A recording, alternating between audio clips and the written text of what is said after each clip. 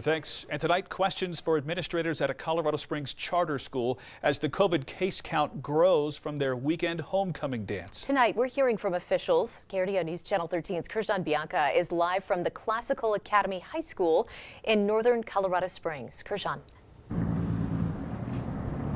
Well, there are no after-school activities happening right now for high school students here at the Classical Academy. That's because 10 students and counting tested positive for COVID-19 and others report feeling sick.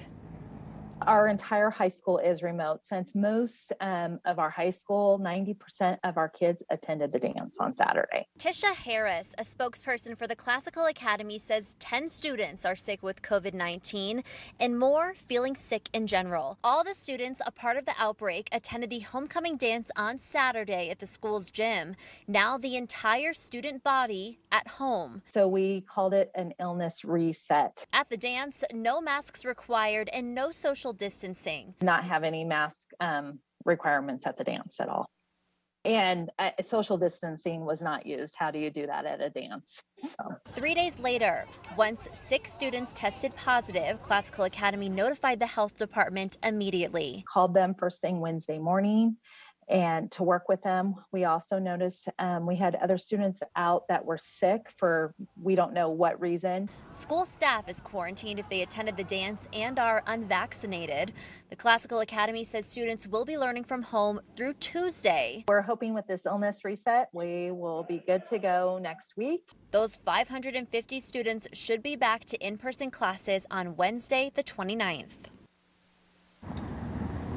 Now, students from the Classical Academy, from the middle and elementary school students, they're in the same building but completely separated, so they will continue in-person learning as normal. Well, today, Colorado Springs hosted Governor Jared Polis. It comes shortly after he signed the state's historic $5.3 billion transportation bill.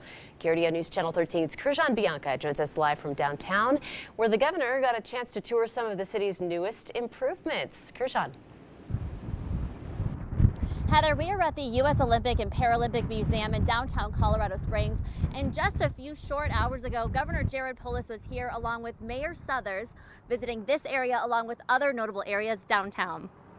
Well, I'm just so excited to be in Colorado Springs. Thursday, a visit from Governor Jared Polis, welcomed by Mayor John Suthers. The visit on the heels of Governor Polis signing the $5.3 billion transportation funding bill, one that will inject a lot of cash into transit projects over the next 11 years. And it really was an historic event. We've been trying for over a decade to get enough transportation money in Colorado to do something other than Band-Aids. Mayor Suthers estimates in the first year alone, Colorado Springs will receive an additional $7 million in funding. It's also sustainable funding for downtown modernization, upgrades, parks. It comes amid Colorado's $9 billion backlog in new roadway projects. The incoming funding helping to finance the $40 million improvement project at Powers Boulevard and Research Parkway, beginning next week. Colorado Springs is really one of our treasured cities in Colorado for residents, for attracting tourists from around the world. The visit culminating with a tour of the nearly completed pedestrian bridge connecting downtown to America the Beautiful Park. This is really amazing to see the growth, how Colorado Springs is flourishing, has among the best quality of life in the entire country,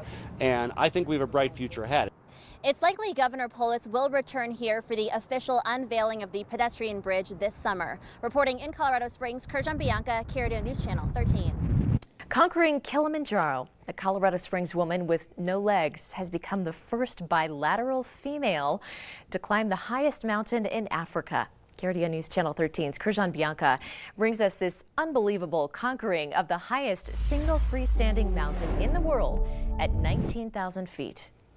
For a really long time, I thought that my life was over. Mandy Horvath is a double amputee who's turning her struggles into strength. Getting out on the Manitou Incline and back in 2018 and doing Pikes Peak gave me my life back.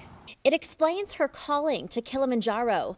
She's proving she can overcome life's challenges, life's mountains. It has given me purpose in life to help people and continue doing these crazy things.